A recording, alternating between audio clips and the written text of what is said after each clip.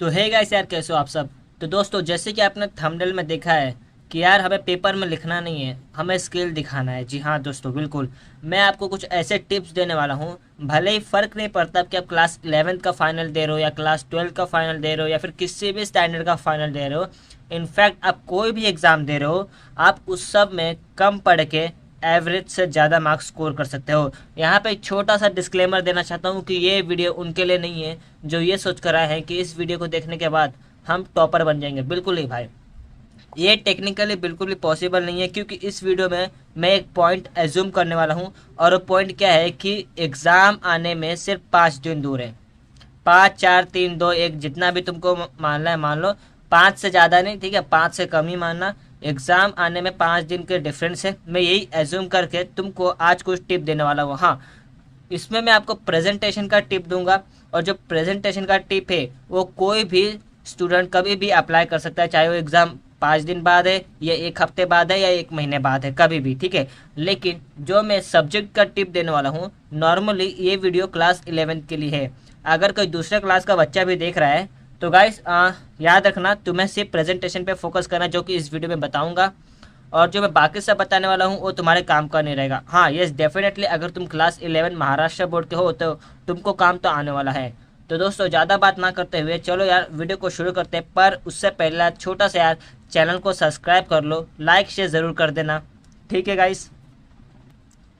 अब यार एक और बात बताना है मेरे को। नॉर्मली मैं जो टेस्ट वीडियो अपलोड कर रहा हूँ, मैं चाहता हूँ कि तुम उस पर अपना फीडबैक दो। और हाँ, उस पर अपने मार्क्स ज़रूर बताना कमेंट सेक्शन में कि तुमको सॉल्व करने के बाद कितना मार्क्स मिलता है। और पेपर डिफ़िकल्ट था या मीडियम लेवल पे था या फिर बहुत इजी था, ये भी ज़रूर बताना, क्योंकि इससे मुझे पता चल जाएगा कि जो मैं पेपर फ्रेम कर रहा हूँ, जिस हिसाब से मैं IMP क्वेश्चन का जो वीडियो अपलोड किया था वो भी इसमें मैंने इंक्लूड किया है। ऐसा नहीं कि क्वेश्चन अपलोड ही नहीं किया, ऐसा कुछ नहीं है। सब वीडियो तुमको अवेलेबल मिल जाएगा, सारे सब्जेक्ट के, इनफैक्ट सब कुछ आ रहा है धीरे धीरे। ये वीडियो मैंने आज सोचा कि आज बना के फाइनल कर दूं, ताकि जो आने वाले एग्ज़ाम हैं, मतलब कि और नॉर्मली बहुत सारे कॉलेजेस का एग्ज़ाम अभी चालू होने वाला है और कुछ लोग का तो चालू हो भी गया, ख़त्म भी हो गया, मेरे को नोटिस मिला है ऐसा। तो दोस्तों, OCM जितने भी थियरी सब्जेक्ट है, जैसे OCM है, इकोनॉमिक्स है, और क्या क्या है अपने पास, SP है, BK है। अब इन सब्जेक्ट में कैसे स्कोर करना है तुमको। अब देखो, BK को मैं साइड में रख देता हूँ। देखो, BK जो अपना सब्जेक्ट है इसको मैं साइड में रखता हूँ। और इसके जो बराबर है ये रहेगा अपना OCM, इको, ये रहेगा SP, ठीक है।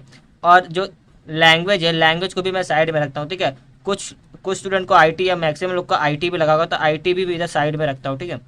IT बहुत ज़्यादा स्कोरिंग है, मेरे को पता है, तो उसके बारे में मेरे को इतना टेंशन नहीं है, ना ही तुमको होना चाहिए। बहुत ज़्यादा ईजी और स्कोरिंग सब्जेक्ट है। अपना जो मेन टॉपिक है वो ये है, OCM है, इको है, SP है, राइट। तो गाइस, अब तुम ऐसा क्या करोगे यार जिसके वजह से तुम्हें लिखना भी कम पड़े और तुम्हें एवरेज से ज़्यादा मार्क्स मिलेंगे। एवरेज से ज़्यादा मार्क्स मतलब कि 80 मार्क्स का जो अपना पेपर है, तुम उसमें से 40 या 40+ स्कोर कर पाओगे डेफिनेटली। यस, इसकी मैं गारंटी लेता हूँ कि अगर तुम इस वीडियो को अच्छे से देख के अपने कॉन्सेप्ट को क्लियर कर लेते हो तो 40 या 40+ आपको आराम से मिल जाएगा, सिर्फ प्रेजेंटेशन दिखा के और जो मैं टिप दूंगा एग्जाम में पढ़ने का वो, ठीक है। तो आई होप तुम्हें सब समझ में आ रहा हो। तो चलो शुरू करते हैं। अब देखो, जो नॉर्मली कोई भी एक थ्योरी सब्जेक्ट पकड़ लो, मैं OCM को मानता हूँ, ठीक है। तुम SP को जो मानना है मान लो, क्योंकि इन सब का फॉर्मेट एक ही है। और हाँ, मैंने पेपर पैटर्न का ऑलरेडी वीडियो अपलोड कर दिया है, तो एक बार जाकर चेक ज़रूर कर लेना। तो यहाँ पे जो OCM को मैं एज्यूम करता हूँ कि OCM सब्जेक्ट जो है तुमको वो टोटल 80 मार्क्स का है, बाकी सब भी है। अब 20 मार्क्स तुम सबको इंटरनली करना है, जो कि ABT के थ्रू तुम करोगे एग्जाम देकर, वो भी ऑफलाइन, जो कि रिटर्न एग्जाम रहेगा। तो तुम्हारे हाथ में पूरे के पूरे 100 मार्क्स है हर थ्योरी सब्जेक्ट के, पर मैं 80 मार्क्स जो कि फाइनल पेपर में तुम दोगे मैं उसका एज्यूम कर रहा हूँ। अब इसमें नॉर्मली 20 मार्क्स तुमको ऑब्जेक्टिव का आएगा पहला।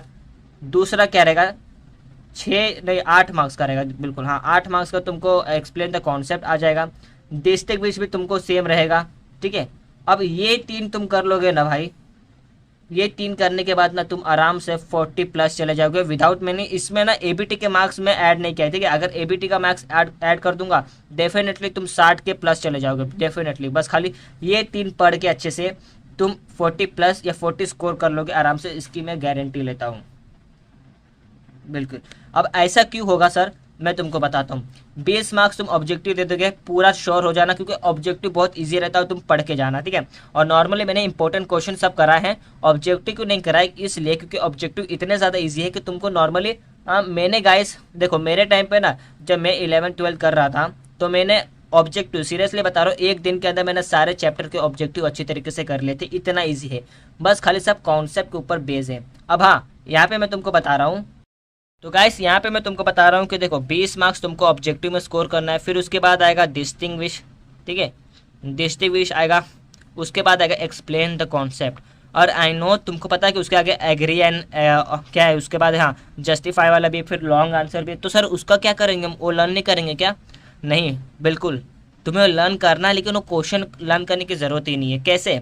देखो नॉर्मली जब तुम डिस्टिंग्विश करोगे, एक्सप्लेन द फॉलोइंग कॉन्सेप्ट करोगे, अब पहले ना तुम एक्सप्लेन द फॉलोइंग कॉन्सेप्ट जितने भी मैंने इंपॉर्टेंट वाले दिए थे वो सब कर लेना, ठीक है, जितने भी मैंने दिए वो सब कर लेना। उसके बाद डिस्टिंग्विश पे जाना। जब तुम डिस्टिंग्विश पे जाओगे तो एक्चुअली देखो, नॉर्मली अगर मैं किसी का एग्जांपल ले लूँ, जैसे कि एक है करंट अकाउंट, ठीक है, मैं किसी भी एग्जांपल ले रहा, करंट अकाउंट, और दूसरा है जो कि अपना सेविंग अकाउंट, ठीक है। एसपी का भी मैं एग्जांपल, ये एसपी का एग्जांपल है जो कि नॉर्मली मैं ले रहा हूँ, कोई भी एग्जांपल हो क्योंकि सबका फॉर्मेट एक ही है जो कि मैंने अपलोड किया है। अब करंट अकाउंट का तुम्हें पहला मीनिंग लिखना होगा, ठीक है, हर एक डिस्टिंग्विश में मीनिंग लिखना बहुत ज़्यादा ज़रूरी है। तुम मीनिंग लिखोगे, इसमें भी तुम्हें मीनिंग लिखना पड़ेगा। ये मीनिंग तुमको पता होना चाहिए, पहली बात। दूसरी बात, अगर नहीं भी पता होगा तो अगर तुमने एक्सप्लेन द फॉलोइंग कॉन्सेप्ट क्या रहेगा, तो जो कि नॉर्मली रहता है एक्सप्लेन द फॉलोइंग कॉन्सेप्ट में तुम्हें 4 पॉइंट लिखना ज़रूरी है किसी भी एक टॉपिक पे, तो उससे तुम मीनिंग निकाल के इसमें लिख सकते हो सेंटेंस फ्रेम करके, और जो कि तुम्हें नॉर्मली आराम से आ जाएगा। तो तुम्हें 1 पॉइंट इसमें आराम से मिल जाएंगे, और यही सीन करना है।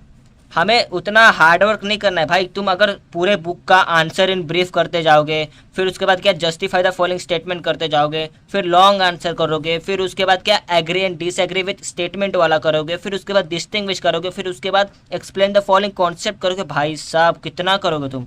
और तुम्हें एक सब्जेक्ट की पढ़ाई नहीं करनी, तुम्हें करनी है बहुत सारे सब्जेक्ट की पढ़ाई। नॉर्मली क्या है, B K, O C M, S P, English, Hindi लिए तो हिंदी, आईटी लिए तो आईटी। भाई हमारे पास इतना टाइम नहीं है कि हम ये सब करते बैठे। फिर भी हमें यार अभी 5 दिन तो बचे हुए, 5 दिन में तुम टॉप तो मार नहीं पाओगे, सीरियसली बोल रहा हूँ। ऐसे जो वीडियोस है ना यूट्यूब पे कि 2 दिन में 90%, एक दिन में 90%, इम्पॉसिबल है, सब टेक्निकली पॉसिबल है नहीं, सब फालतू वीडियो है यार। ये तुमको स्कोर करना, जो कि मैं तुमको बोल रहा हूँ कि बस खाली डिस्टिंग्विश कर लेना, ठीक है। यहाँ पे मैं पूरा नहीं लिख रहा हूँ, distinguish, explain the following concept कर लेना, ये कर लेना। और उसके बाद ऑब्जेक्टिव को मैं पहले दर्जे पे रख रहा हूँ, 20 मार्क्स से बहुत ज़्यादा ज़रूरी है। इसको करने के बाद तुम्हें नॉर्मली पता है क्या मिल जाएगा, किसमें पॉइंट मिलेगा, जस्टिफाई द आंसर है ना उसमें मिल जाएगा, और आंसर इन ब्रीफ में मिल जाएगा, ठीक है। क्योंकि जो डिस्टिंग्विश आता है ना उसी का सेंटेंस फ्रेम करके या तो जस्टिफाई में पूछेंगे या तो आंसर इन ब्रीफ में पूछेंगे। तो अगर तुमने सारे डिस्टिंग्विश कर लिया है तो डेफिनेटली तुम्हें आराम से सब कुछ मिल जाएगा, और वो तभी तुम कर पाओगे डिस्टिंग्विश अगर तुमने एक्सप्लेन द फॉलोइंग कॉन्सेप्ट क्या रहेगा, ठीक है। थियरी वाले सब्जेक्ट में भाई तुम अपने हिसाब से आराम से सोच के लिख सकते हो, कोई इशू नहीं है, कोई रोक टोक नहीं है। कोई ऐसा नहीं बोल रहा है कि हाँ भाई जो बुक का दिया है वही छापो। हाँ, यहाँ पे तुमको क्लियर कर दूँ कि जो डेफिनेशन दिया है वो बुक का तुम्हें डेफिनेशन लिखना पड़ेगा, अपने हिसाब से डेफिनेशन फ्रेम नहीं कर सकते, जबकि मीनिंग तुम फ्रेम कर सकते हो और कोई भी पॉइंट फ्रेम कर सकते हो। डेफिनेशन को चेंज मत करना, वो महान जो लोगों ने है ना उन्होंने दिया है, तो उनका थोड़ा वैल्यू, थोड़ा इज्जत रख लो। बाकी सब तुम अपने हिसाब से जो चाहे करना कर सकते हो, कोई रोकेगा नहीं, एग्जामिनर तक रोकेगा नहीं। अब ये तो था, ऐसे मैंने कुछ दे दिया। अब चलो प्रॉपर डिटेल में तुमको प्रॉपर फॉर्मेट में करके बताता हूँ, ठीक है। मैं पेज पलट रहा हूँ। आई नो थोड़ा फास्ट जा रहा हूँ यार, क्योंकि आज मैं थोड़ा जल्दी में हूँ, मेरे को कम कम टाइम में यार अच्छा खासा वीडियो बनाना है, ठीक है। मैं नहीं चाहता कि वीडियो 30 40 मिनट का हो। अब देखो पहला आएगा भाई अपने को क्वेश्चन नंबर 1 क्या रहेगा सर, ऑब्जेक्टिव रहेगा बराबर। दूसरा क्वेश्चन नंबर 2 क्या रहेगा, क्वेश्चन नंबर 2 रहेगा अपने को एक्सप्लेन द फॉलोइंग कॉन्सेप्ट, जाके यहाँ से चालू हो जाएगा। अब देखो एक्सप्लेन द फॉलोइंग कॉन्सेप्ट पर क्वेश्चन 2 मार्क्स, ठीक है, 2 मार्क्स का है। अब यहाँ से मैं शुरू करता हूँ। यहाँ पे तुमको क्या करना है कि एक्सप्लेन द कॉन्सेप्ट अगर तुम लिखने जाओगे तो पहला अगर मैं बोलूँ कि वो क्वेश्चन दिया है व्हाट इज मैनेजमेंट, ठीक है, या फिर व्हाट इज नहीं दिया रहेगा ना तो मैनेजमेंट नॉर्मल एक वर्ड दिया है, ठीक है, मैनेजमेंट के बारे में लिखो। तो तुम यहाँ से जब अपना आंसर लिखना स्टार्ट करोगे तो गाइस पहला पॉइंट तो तुम्हें मैनेजमेंट का मीनिंग लिखना पड़ेगा। दूसरा पॉइंट मैनेजमेंट कितने टाइप्स के होते हैं तुम्हें ये लिखना पड़ेगा, अगर उसका टाइप्स होते हैं तो, नहीं तो तुम कुछ और लिख सकते हो। तीसरा पॉइंट तुम या तो एग्जाम्पल दे सकते हो या फिर उसके बारे में और कोई एडिशनल इन्फॉर्मेशन दे सकते हो। और चौथा पॉइंट जो कि तुम्हें लिखना है वो ये है कि तुम मैनेजमेंट का एक छोटा सा ब्रीफ या फिर कोई एग्जाम्पल के साथ थोड़ा एक्स्ट्रा नॉलेज दे सकते हैं जो कि नॉर्मली बुक में नहीं रहेगा। पर हाँ, ये कंपलसरी नहीं है, पर ये कंपलसरी है कि तुम्हें 4th पॉइंट बनाना पड़ेगा, क्योंकि 3 पॉइंट अगर दोगे ना तो तुम्हें 2 मार्क्स की जगह 1.1.5 ऐसा मिल जाएगा, मतलब 1.5 मार्क्स मिलेगा। वो भी तब मिलेगा जब इसमें कोई स्पेलिंग मिस्टेक नहीं रहेगा। अगर एक वर्ड भी गलत हो गया तो ये हाफ हट जाएगा, सिर्फ 1 मार्क्स दिया जाएगा तुम्हें, बस यही फॉर्मेट रहता है। एग्ज़ाम जो चेक होगा ना, जो एग्जामिनर करेगा वो ऐसे ही करेगा। 4 पॉइंट नहीं लिखा, 3 पॉइंट लिखा तो मार्क्स काट लेगा। 3 में से अगर कोई 1 पॉइंट में भी मिस्टेक रहा तो उसका भी हाफ मार्क्स काट लेगा। सर तो करना कितना है? अब देखो, नॉर्मली कुछ स्टूडेंट क्या करते हैं, उनका कहने का मतलब है कि 1 पॉइंट कहाँ से शुरू होता है, यहाँ से शुरू हुआ तो यहाँ पे खत्म होना चाहिए। बिल्कुल नहीं। एक्सप्लेन द फॉलोइंग कॉन्सेप्ट में अगर तुम पॉइंट्स बना रहे हो तो नॉर्मली यहाँ से शुरू कर रहे हो तो यहाँ पे भी खत्म कर सकते हो, ठीक है, इंपॉर्टेंट रहना चाहिए। यहाँ से शुरू कर रहे हो तो यहाँ पे भी खत्म कर सकते हो, ठीक है, तुम्हारे हाथ में है। 1 या 2 लाइन का 1 पॉइंट कंसिडर किया जाता है इसे छोटे छोटे क्वेश्चन में। जस्टिफाई में ऐसा मत करना, आंसर ब्रीफ में ऐसा बिल्कुल मत करना। तो तुम्हें ऐसा बिल्कुल नहीं करना, ठीक है। अब चलो फटाफट आगे चलते हैं। तो क्या करना है, मैं एक बार ब्रीफ समरी बता दूं कि एक्सप्लेन द फॉलोइंग कॉन्सेप्ट आएगा, तुम्हें पूरा लर्न करना है। अगर इतना टाइम नहीं है ना तुम्हारे पास तो मैंने इंपॉर्टेंट क्वेश्चन का ऑलरेडी वीडियो बना दिया है, जाओ जाकर देखो और लर्न कर लो। और फॉर्मेट कैसा रहेगा मैं तुमको बताता हूँ। अब एज्यूम करना कि ये तुम्हारा क्वेश्चन पेपर है, ठीक है।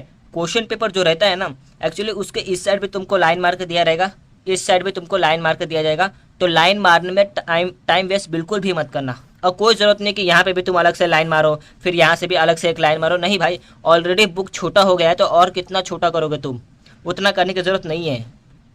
तो क्या करना है सर, जो नॉर्मली क्वेश्चन दिया जाएगा, क्वेश्चन 1 लिखना, ठीक है। 1 मिनट, स्क्रीन ब्लर हो गया, नहीं, हाँ, क्वेश्चन 1 लिखना, यहाँ से आंसर लिखना चालू करना।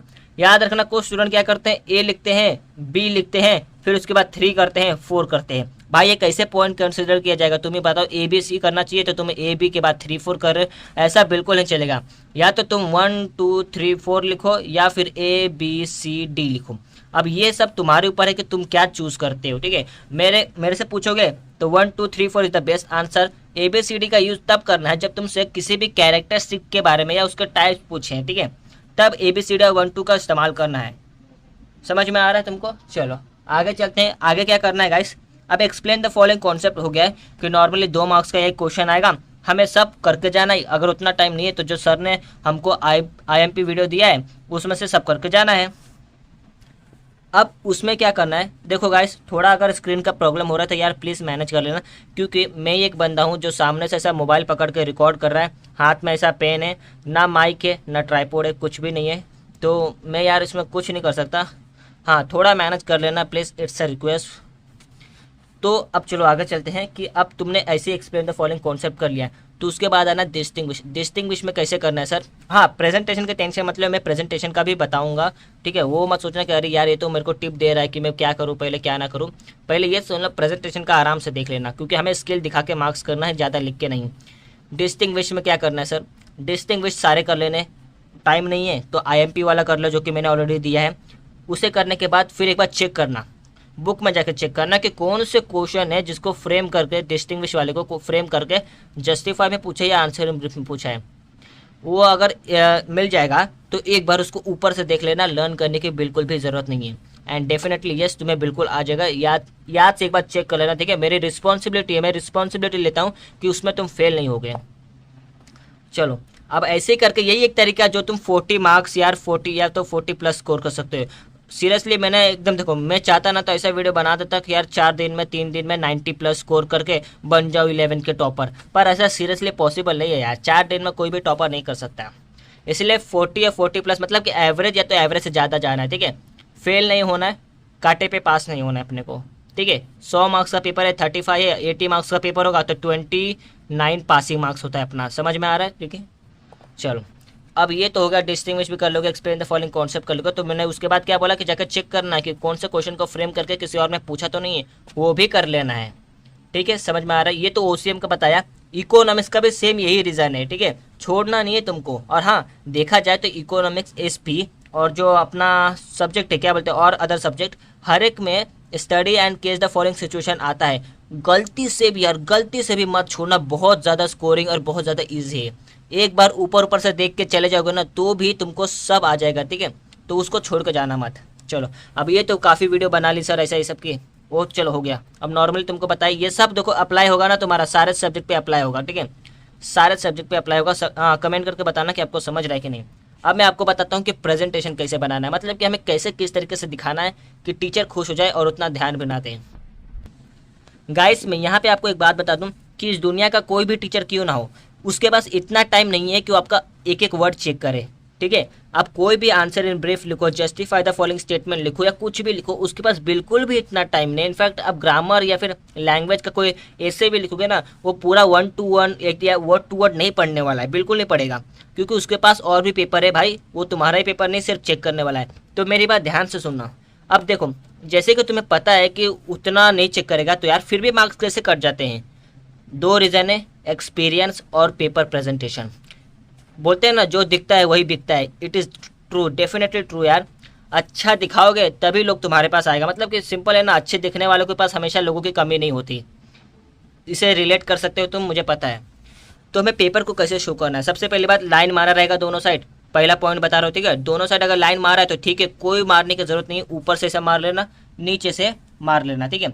सेकंड चीज़, क्वेश्चन का हर एक अलग से कॉलम दिया रहता है, ठीक है। मान लो कि ऐसे एक बॉक्स दिया रहता है, जब बॉक्स दिया है तो वहाँ पे चुपचाप क्वेश्चन नंबर 1 लिख दो ना। यहाँ लिखने की क्या जरूरत है, क्वेश्चन नंबर 1, फिर उसके नीचे क्वेश्चन नंबर 1 का 1 वाला जो क्वेश्चन है उसका नीचे, और फिर आंसर। ऐसा लिखने की क्या जरूरत है। नॉर्मल यहाँ पे क्वेश्चन की लगा बॉक्स दिया है तो क्वेश्चन नंबर 1 लिखना, अगर उसके बाजू में ए दिया है तो ए लिख देना, फिर यहाँ से कट करके 1 चालू कर देना, आंसर लिख देना। लिखने की क्या ज़रूरत है, ऐसे भी कर सकते हो। ये पहला टिप। दूसरा टिप क्या है कि देखो जब तुम डिस्टिंग्विश लिखोगे तो याद रखना, कोई भी टारगेट का बुक उठा लो या गाइड का बुक उठा लो या फिर टेक्स्ट बुक ही नॉर्मल क्यों ना उठाओ, हर एक का डिस्टिंग्विश का देखोगे ना तो मीनिंग उसके साथ दिया रहता है। मीनिंग और क्या रहता है, देखो नॉर्मली ऐसे जो एक लाइन रहता है, यहाँ पे कुछ पूछा है, यहाँ पे कुछ पूछा है, ठीक है। कुछ कुछ बुक में यहाँ पे एक्चुअली मीनिंग, फैसिलिटी, ड्यूरेशन, ठीक है, ये सब नॉर्मली दिया रहता है। तुम चाहो तो ये सब लिख सकते हो इधर भी और इसमें भी। लिखना ज़रूरी है क्या सर? यस डेफिनेटली लिखना ज़रूरी है, मार्क्स कट जाएंगे। हाँ अगर तुम्हारे टीचर बोली कि नहीं लिखा है तो भी चलेगा, मैं मार्क्स दे दूंगी, देन तुम्हारी मर्जी यार, तुम्हारे ऊपर है, पर मेरी मानो तो ज़रूर लिखना, ठीक है। इससे टीचर को पता चल जाएगा। अब ये तो दूसरा पॉइंट। नेक्स्ट क्या करना है तुमको मैं बताता हूँ। देखो अपने क्लास टीचर या कॉलेज वालों से पूछना कि 2 पेन अलाउड है कि नहीं। एक है बॉल पेन, दूसरा है ब्लैक पेन। अगर अलाउड है देन डेफिनेटली जो हाईलाइटेड वर्ड है, या फिर अगर मान लो इसमें जो पूछा है उसको तुम ब्लैक में लिख देना, बाकी सबको ब्लू में लिख देना, ताकि जब टीचर या एग्जामिनर पेपर चेक करे तो उसको शो होना चाहिए कि भाई जो बंदे ने हाईलाइट किया वो क्या है।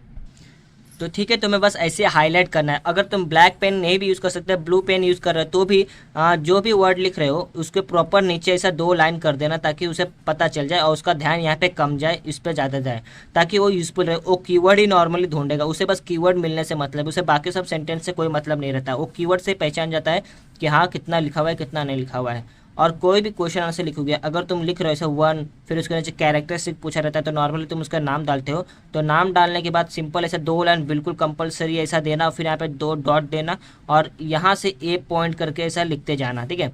फिर उसके बाद सेकंड पॉइंट आएगा, सेकंड पॉइंट लिखना ऐसे करके, फिर यहाँ पे जो वर्ड आएगा वो डाल देना, उसके नीचे 2 पॉइंट, यहाँ पे ऐसा लाइन, और फिर उसके बाद उसके नीचे से ए चालू करके ऐसे ही करना, ठीक है। यहाँ पे 2 लिखा तो यहाँ से 1 मत स्टार्ट कर देना, यहाँ पे नॉर्मली ABCD यूज़ करना। एक टिप दे रहा हूँ तुमको। तो ऐसे ही कुछ छोटे मोटे टिप है जो कि प्रेजेंटेशन को बहुत ज़्यादा इंक्रीज करते हैं। इसके लिए तुम्हें हाई क्वालिटी प्रेजेंटेशन करने की कोई ज़रूरत नहीं है, ठीक है। तुम नॉर्मल ऐसे छोटे मोटे चीज़ें भी करोगे तो भी बहुत ज़्यादा ईजी पड़ेगा और आसानी होगा। तो चलो एक बार समरी कर लेते हैं। पहले क्या बोला कि किस तरीके से मैंने बोला कि तुम्हें क्वेश्चन आंसर या बाकी सब करना है। दूसरा क्या बोला कि अगर लाइन मारा हुआ है तो ठीक है, नहीं मारने की ज़रूरत है, ऊपर नीचे मार देना बस, अगर नहीं मारा है तो मार देना। सेकेंड वन क्या है कि अगर कोई भी तुम क्वेश्चन आंसर लिखोगे या कुछ भी डिस्टिंग्विश करोगे तो नॉर्मली जो ऐसा पॉइंट तुम बनाओगे उसके नीचे ये लाइन डाल देना, उसके बाद ए, अगर मतलब जो भी तुम लिख रहे हो या तो ए यूज़ करो या तो 1 यूज़ करो। पर अगर तुम आंसर ब्रीफ यूज़ करो, जो कि नॉर्मली उसमें अगर कुछ ज़्यादा पूछ लिया जाए, कैरेक्टरिस्टिक पूछा या टाइप्स पूछा, तो उसे 1 या ए दोनों का यूज़ करके तुमको बनाना है, ठीक है। आई होप तुमको समझ में आ रहा होगा। तो दोस्तों बस इतना ही छोटा सा प्रेजेंटेशन स्किल है, बस और कुछ चाहिए नहीं इसमें। और इसी के थ्रू बस आप उसे कीवर्ड बस हाईलाइट करके दिखा दो एग्जामिनर को, वो बाकी सब चीज़ों में उतना ध्यान नहीं देगा, याद करना, ठीक है।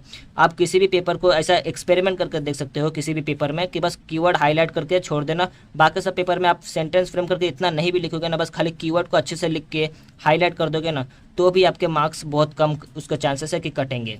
और सेकंड चीज़, अवॉइड करना जितना पेपर में काट कूट कम कर सको कर देना, क्योंकि नॉर्मली स्टूडेंट क्या करते हैं, वर्ड लिखते हैं, स्पेलिंग गलत हुआ तो ऐसा ऐसा कर देते हैं। बिल्कुल ऐसा नहीं करना है, गलत भी होता है तो भी एक नॉर्मल से ऐसा लाइन मार देना है, बस इतना काफ़ी है। लेकिन अवॉइड करना कि गलती हो ही ना, होगा ही नहीं तो इंप्रेशन और ज़्यादा अच्छा होगा, बस यही सब करना है। तो गाइस यही सब छोटे मोटे टिप है।